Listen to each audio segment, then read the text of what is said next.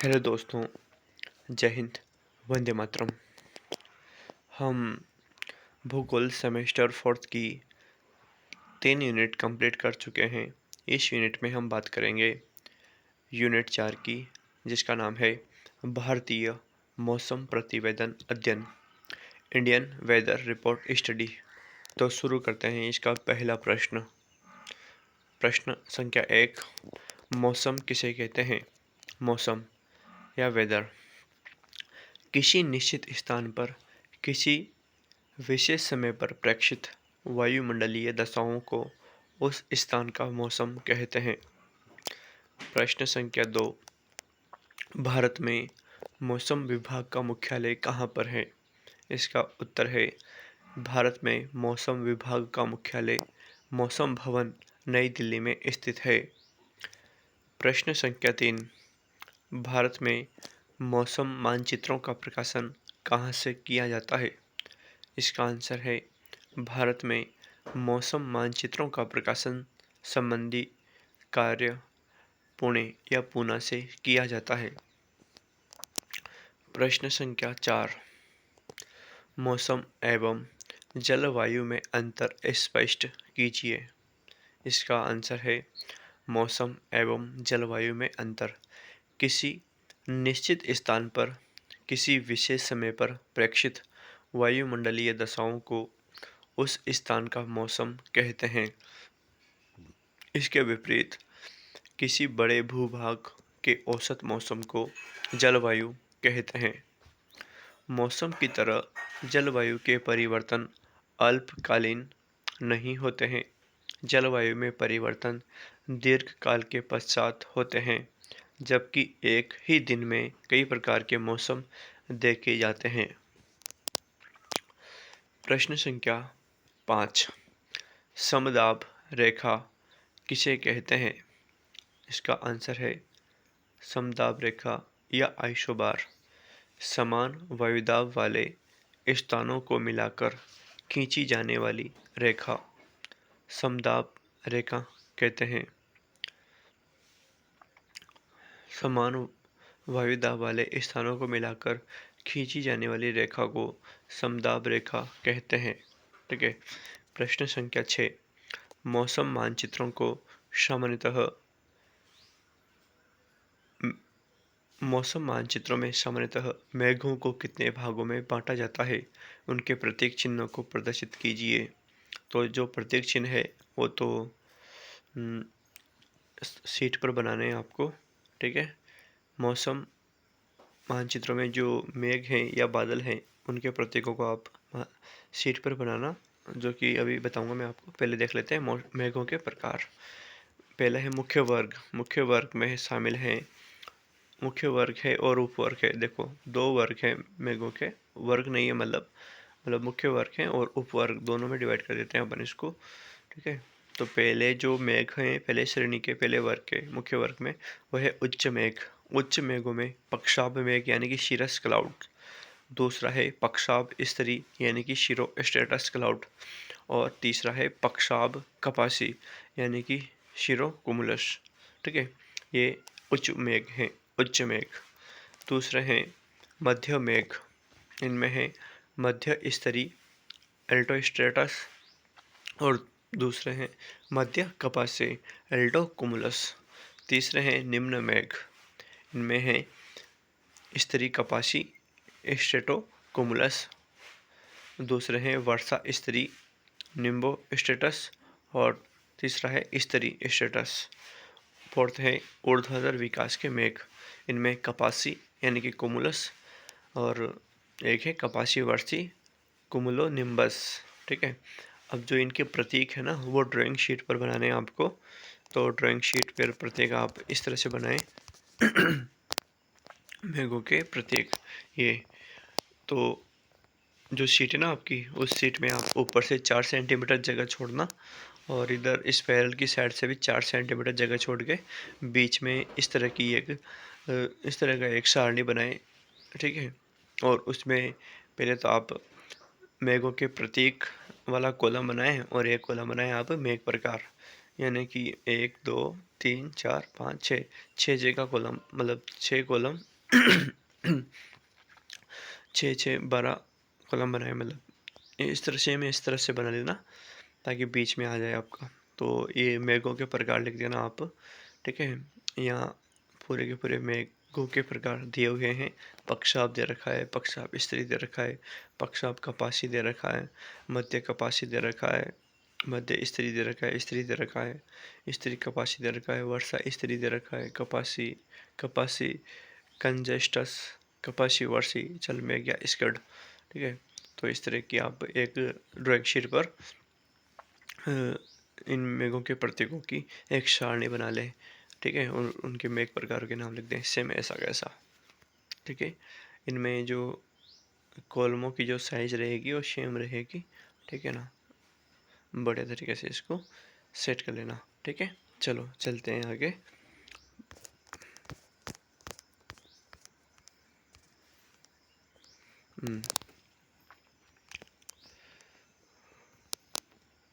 Next प्रश्न है अपना, मौसम मानचित्रों पर, प्रश्न संख्या 7, मौसम मानचित्र पर वायु वेग को प्रदर्शित करने वाले 10 चिन्हों को बनाइए, ठीक है।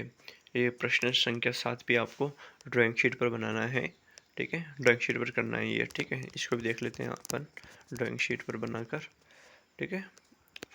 ये वायु वेग के प्रतीक हैं, इसमें भी वैसी सारणी बनाना आप, ठीक है। मतलब प्रति मील प्रति घंटा इनकी स्पीड, मतलब और नॉट, ठीक है। इनमें से 10 प्रतीक बना लें आप, या फिर अगर आप पूरे बनाना चाहें तो पूरे भी बना सकते हैं, ठीक है। ये पूरी सारणी भी बना सकते हैं आप ठीक है, ये पूरी सारणी भी बना सकते हैं आप, ठीक है। चलो, या फिर इनमें से 5-5 के कॉलम करके, मतलब 5-5 करके आप 10 भी बना सकते हैं। अदरवाइज आप ये पूरा भी बना सकते हैं, वायु वेग के प्रतीक चिन्ह, ठीक है ना। ये आपकी फाइल में भी दी हुई है ऐसी कैसी सारणी, ठीक है। वहाँ से इसको या तो वहाँ से बना लें या यहाँ से स्क्रीनशॉट ले लें इसका, ठीक है ना। ये शीट पर बनाना है आपको ये चीज़ भी, ठीक है। चलते हैं अगले प्रश्न की ओर।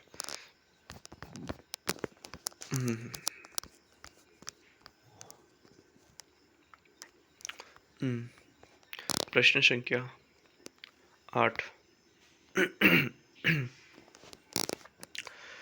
प्रश्न संख्या 8, मौसम मानचित्र पर अंकित समुद्र की दशा के संकेताक्षरों का वर्णन कीजिए, ठीक है।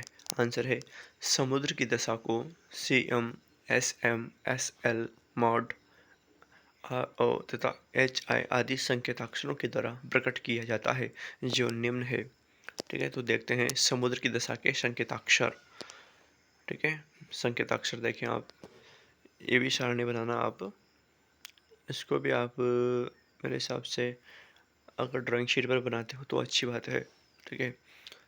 या फिर जहाँ स्पेस दे रखा है आपकी सीट में वहीं पर बना लें इसको, मतलब प्रश्न के नीचे जो खाली स्थान दे रखा है वहीं बना लें। तो एक तरफ संकेताक्षर लिखें, एक तरफ पूर्ण शब्द लिखें और एक तरफ उनका अर्थ लिखें, एक सारणी बनाएं, ठीक है। एक कॉलम संकेताक्षर का, एक कॉलम पूर्ण शब्द का और एक कॉलम अर्थ का। तो पहला संकेताक्षर है CM, इसका पूरा जो शब्द है वो है काम, CALM, इसका अर्थ होता है शांत सागर। दूसरा है SM, इसका पूरा पूर्ण शब्द होता है स्मूथ, SMOOTH, ये अत्यल्प तरंगित सागर है इसका अर्थ। तीसरा है SL का मतलब पूर्ण शब्द है स्लाइट, SLIGHT, इसका अर्थ है अल्प तरंगित सागर।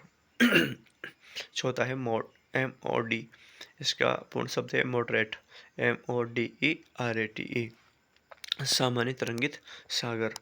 RO का मतलब होता है रफ, यानी कि प्रक्षुब्ध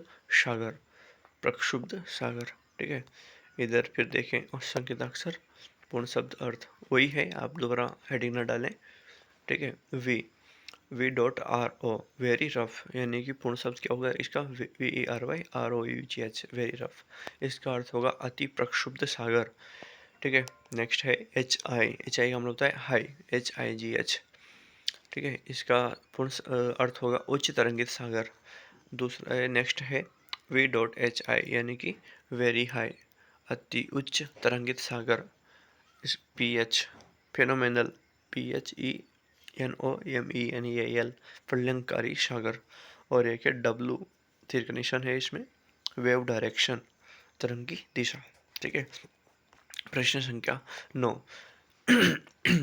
दैनिक मौसम की व्याख्या या वर्णन किन शीर्षकों में किया जाता है? संक्षेप में वर्णन कीजिए या करें। इसका आंसर होगा, दैनिक मौसम मानचित्रों की व्याख्या निम्न शीर्षकों के अंतर्गत की जाती है।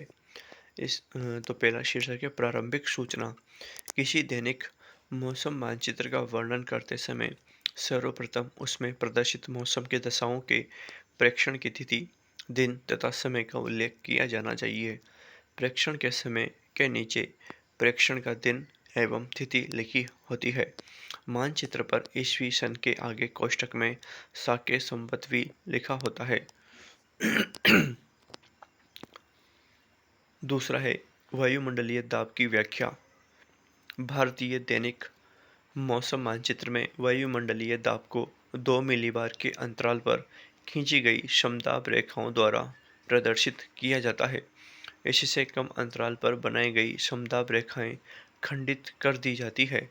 प्रत्येक समदाब रेखा पर उसका मिलीबार में मान लिखा होता है।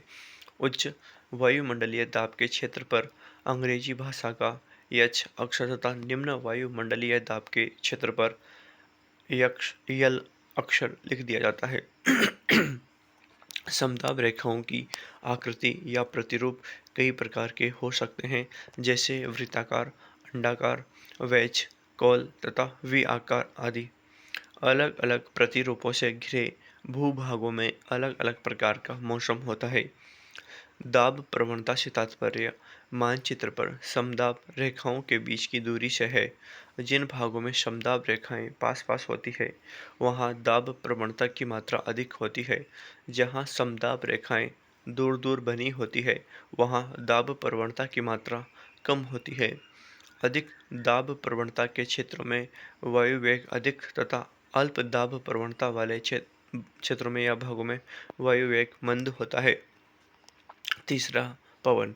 दैनिक मौसम मानचित्र में पवन की दिशा एवं वेग को एक ही प्रतीक से प्रकट किया जाता है।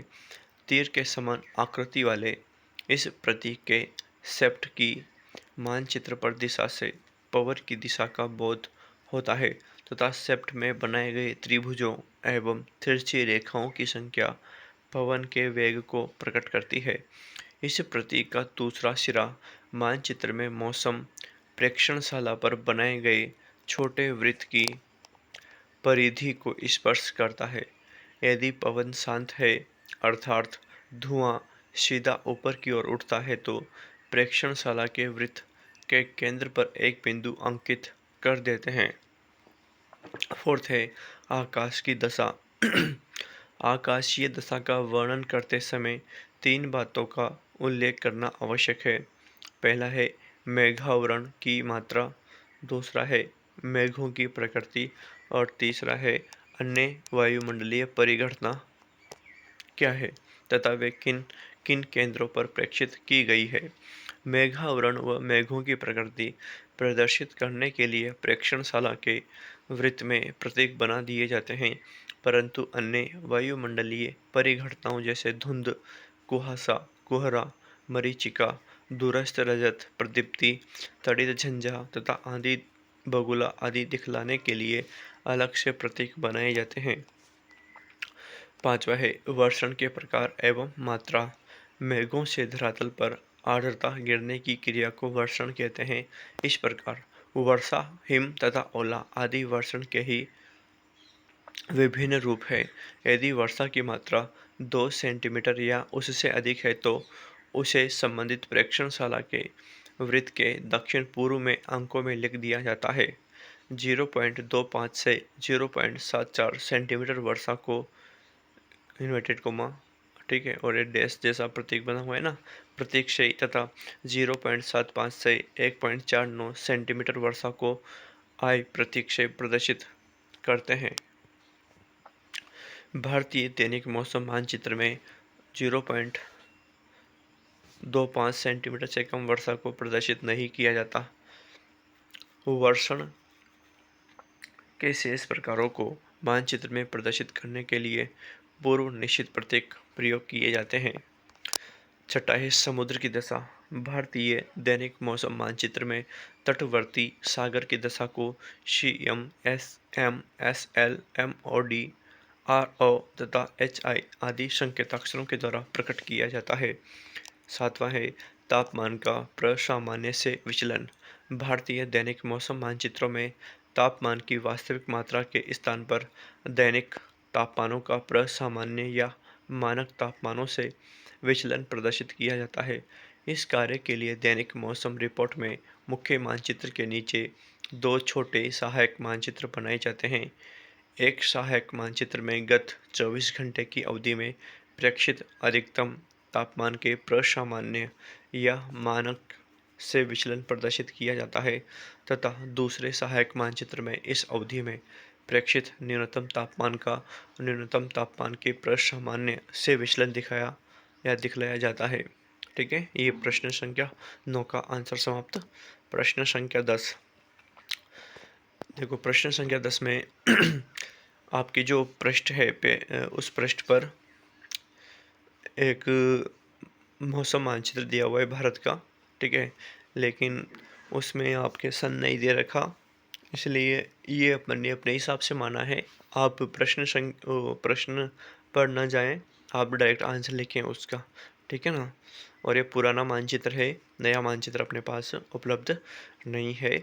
ठीक है, तो हमने उस बेस पर इसका आंसर लिखने का प्रयास किया है। ठीक है ना। तो आप आंसर लिखें डायरेक्ट, कोई दिक्कत नहीं है। हमको व्याख्या करने के लिए कहा गया है और हमने एक मानचित्र लिया है, उस मानचित्र की हमने व्याख्या करी है। ठीक है ना। तो आप ये न सोचें कि सर प्रश्न का जो मानचित्र है उसकी डेट अलग है और आंसर के मानचित्र की डेट अलग है। ठीक है, हमें व्याख्या करनी है, केवल व्याख्या करनी है। ठीक है, कि मौसम मानचित्र की व्याख्या कैसे की जाती है। ठीक है, तो आप डायरेक्ट आंसर लिखें। तो प्रश्न है आपका, इस पृष्ठ पर अंकित मई माह की भारतीय दैनिक मौसम रिपोर्ट की व्याख्या विभिन्न शीर्षकों के अंतर्गत विस्तार से कीजिए। ठीक है, अब इसमें डेट लिख लेते हैं हम। ये हमने अलग मानचित्र लिया है, जो दिया हुआ है वो नहीं लिया है क्योंकि वो सही नहीं है मानचित्र, यानी कि उसमें सन नहीं दे रखा अपने को। कुल मिलाकर ये है। तो डेट है सैटरडे 5 मई 1979 वाला मानचित्र हमने लिया है, जो कि किताब में लिखा हुआ था, वो लिया है हमने। ठीक है, इसका आंसर है सबसे पहले हम वही जो हमने प्रश्न संख्या 9 में देखे थे ना कि क्या क्या शीर्षकों के अंतर्गत व्याख्या की जाती है, तो वही है इसका प्रारंभिक सूचना। सबसे पहले तो इस दैनिक मौसम मानचित्र में शनिवार दिनांक 5 मई 1979, वैशाख 15 शक 1901 के प्रातः 8:30 बजे ग्रीनविच माध्य समय 0.300 बजे प्रेक्षित की गई मौसम की दशाओं को दिखलाया गया है, परंतु मानचित्र में प्रदर्शित वर्षा की मात्रा प्रेक्षण समय तक पिछले 24 घंटे में हुई वर्षा को बतलाती है। दूसरा है वायुमंडलीय दाब। मानचित्र में 2 मिलीबार के अंतराल पर समदाब रेखाएं खींची गई है। भारत के उत्तरी मैदानों से लगभग प्रत्येक ओर को वायुमंडलीय दाब में वृद्धि हो रही है। इन मैदानों में वायुमंडलीय दाब की मात्रा 1002 से 1004 मिलीबार के मध्य है, जो उत्तर पश्चिम तथा दक्षिण पश्चिम में बढ़कर 1010 मिलीबार हो गई है। इसको भी हम 3 क्षेत्रों में बांट लेते हैं। पहला, उच्च वायुमंडलीय दाब के क्षेत्र। इस मानचित्र में 4 उच्च वायुमंडलीय दाब के क्षेत्र प्रदर्शित किए गए हैं। पहला उत्तरी पश्चिमी क्षेत्र, दूसरा उत्तरी पूर्वी क्षेत्र, तीसरा दक्षिणी पश्चिमी क्षेत्र तथा चौथा दक्षिणी पूर्वी क्षेत्र। उत्तरी पश्चिमी उच्च दाब क्षेत्र उत्तरी पूर्वी अफगानिस्तान पर विकसित हुआ है तथा यहाँ वायुमंडलीय दाब की मात्रा 1010 मिलीबार है। उत्तरी पूर्वी उच्च दाब क्षेत्र पूर्वी अरुणाचल प्रदेश पर स्थित है तथा यहाँ वायुमंडलीय दाब की मात्रा 1006 मिलीबार है। दक्षिणी पश्चिमी तथा दक्षिणी पूर्वी उच्च दाब क्षेत्र क्रमशः अरब सागर तथा उत्तरी अंडमान सागर पर विकसित हुए हैं। पहचान के लिए इन क्षेत्रों पर अंग्रेजी भाषा का एच अक्षर लिखा गया है। दूसरा है इसमें निम्न वायुमंडलीय दाब के क्षेत्र। ईल अक्षर के द्वारा स्थलीय भाग के 2 क्षेत्रों पर तथा सागरीय भाग के एक क्षेत्र पर निम्न वायुमंडलीय दाब इंगित किया गया है। उत्तरी पूर्वी उत्तर प्रदेश, उत्तरी पश्चिमी बिहार तथा अधिकांश नेपाल पर स्थित निम्न दाब क्षेत्र को 1002 मिलीबार की समदाब रेखा सीमांकित करती है। दूसरा निम्न दाब क्षेत्र पाकिस्तान में विकसित हुआ है। इस भाग का वायुमंडलीय दाब 1004 मिलीबार है। तीसरा निम्न दाब क्षेत्र दक्षिणी पूर्वी बंगाल की खाड़ी तथा समीपवर्ती दक्षिणी अंडमान सागर पर स्थित है तथा इस भाग में वायुमंडलीय दाब 1006 मिलीबार है। तीसरा समदाब रेखाओं की प्रवृत्ति। मानचित्र को देखने से ज्ञात होता है कि एक निम्न दाब गर्त साबौर व रांची से होता हुआ हैदराबाद तक तथा उससे आगे दक्षिण की ओर को मुड़कर तूतीकोरिन तक फैला हुआ है। दक्षिणी पठार पर समदाब रेखाएं वी आकृति में तटों का अनुसरण करती है।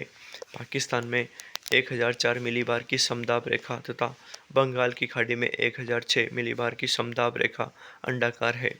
फोर्थ है दाब प्रवणता। मालाबार तट के पूर्व की ओर आंतरिक भागों में तथा पाकिस्तान की उत्तरी पश्चिमी सीमा के समीप अन्य भागों की अपेक्षा दाब प्रवणता अधिक है। उत्तरी भारत तथा समुद्री भागों में दाब प्रवणता की मात्रा सबसे कम है। तीसरा शीर्षक है पवन।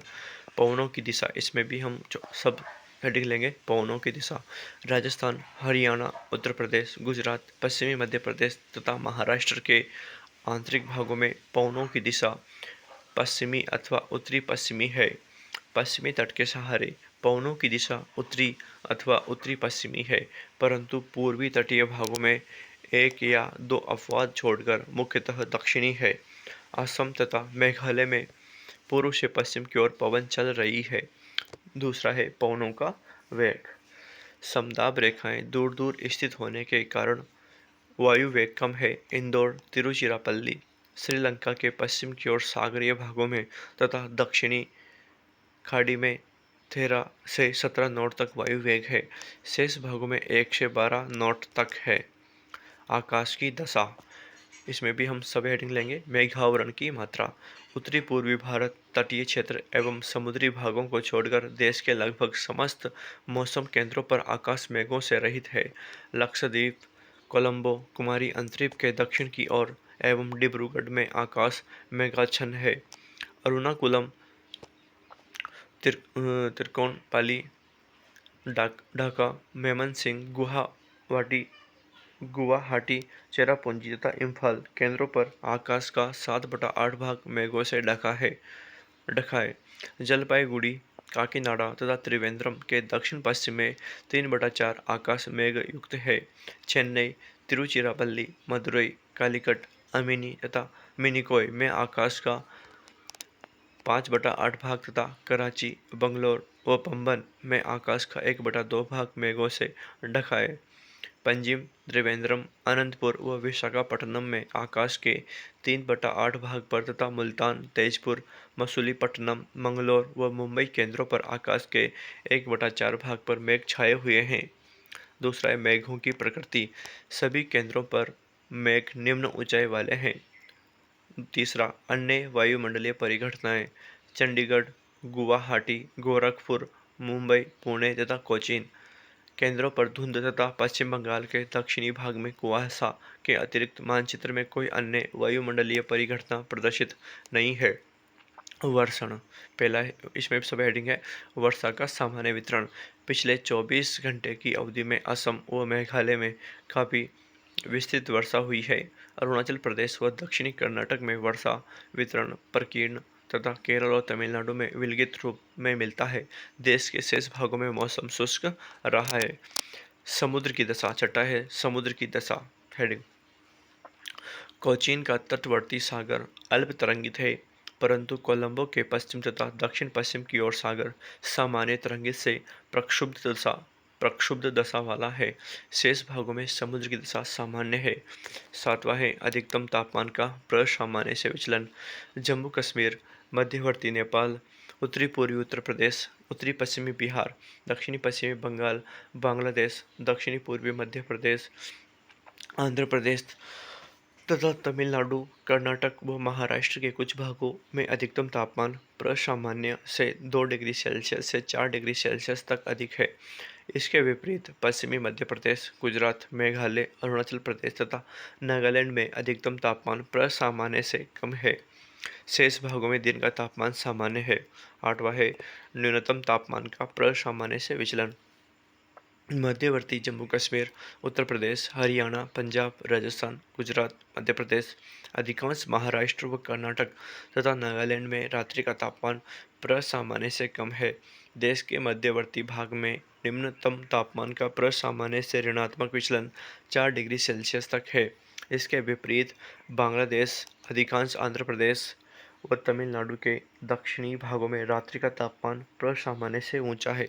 शेष भागों में निम्नतम तापमान अपने प्रसामान्य के अनुरूप है। ठीक है, ये आपका यूनिट 4 कंप्लीट। ठीक है, और जो ये बना ही लेना आप दोनों शीटें। ठीक है, पहले बना लियोगे तो है ना, तो ये शीटें बना लेना मेघों के प्रकार वाली। ठीक है, ड्राइंग शीट पर बनाना। ये जो गैप है ना, प्रत्येक मेघ प्रकार, ये वाला गैप आप इक्वल रखें, बराबर रखें। ठीक है, और बड़े तरीके से इसको बनाएं। और ये वायु वेग के प्रत्येक, इनमें से 10 बनाने थे वैसे तो, लेकिन आप पूरे बनाना। ठीक है, अच्छा लगेगा। ठीक है, जिसमें ये आपकी 4th यूनिट कंप्लीट है। मिलते हैं फिर 5वीं यूनिट के साथ। तबीयत ख़राब है वैसे तो, ठीक है, लेकिन जल्दी ही आपको 5वीं यूनिट भी अपलोड करूँगा। ठीक है ना, तब तक के लिए जय हिंद, वंदे मातरम।